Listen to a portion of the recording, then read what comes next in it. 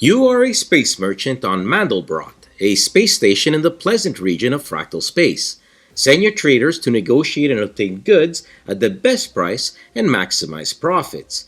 Have the most platinum at the end of the game, and you'll be the top merchant in Merchants of Infinity.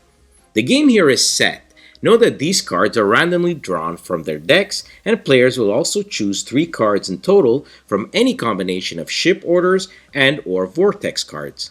Each turn is broken into 5 phases. The first is reveal a fractal mirror card.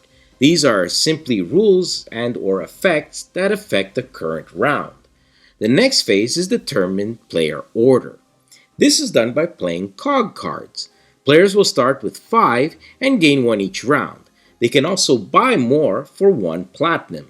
The first player decides how many cards they'll play, and in player order, each player will announce how many cards they'll play. Then, in player order, they'll reveal 1 card at a time. Most will have a value, whilst others will have effects that change your cards or those that the opponents played. When all cards are revealed, each player totals their cog value, and the player with the most becomes the first player, second most second, and so on.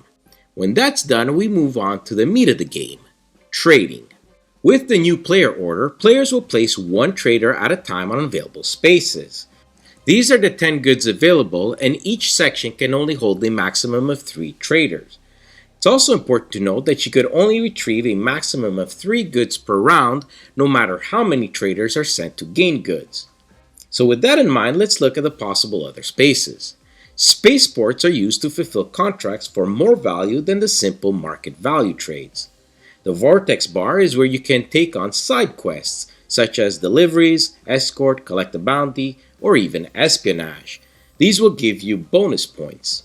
Space stations give you bonus effects from gambling platinum, raising resource value, gaining cards, etc. The Nova spaces are optional and must decide if you want to play with them at the beginning of the game. These have a more take-that element that affect other players.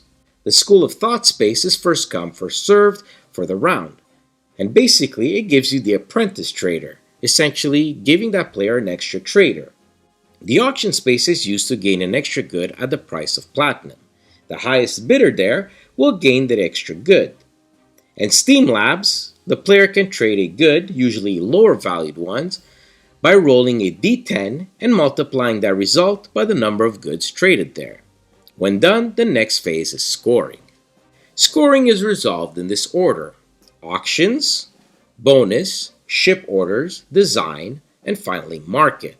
The auction has already been explained. Bonus usually comes from Vortex card, station spaces as announced before, and Nova spaces if playing with those. Ship orders can then be fulfilled at the spaceports if you have the right goods. Design is done through the Steam Lab, and lastly, players score market value prices for their goods. Assign all platinum to the players. Move the market space 1 clockwise and see if you reach the end of the round assigned at the beginning of the game. If not, a new round begins. If so, the player with the most platinum wins. And there you have Merchants of Infinity. The game provides classic worker placement element with good cards and resource management aspect.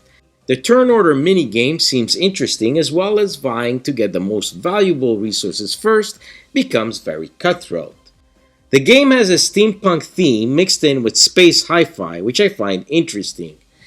The game also includes solo variant, which is not out yet, but the rules will be coming, and I'm very curious to see how the final product turns out, as this is just a prototype, believe it or not. In the meantime, remember to check out their Kickstarter, and if you like it, back it. Enjoyed our review?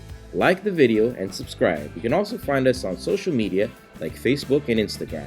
Thanks for watching. Until next time.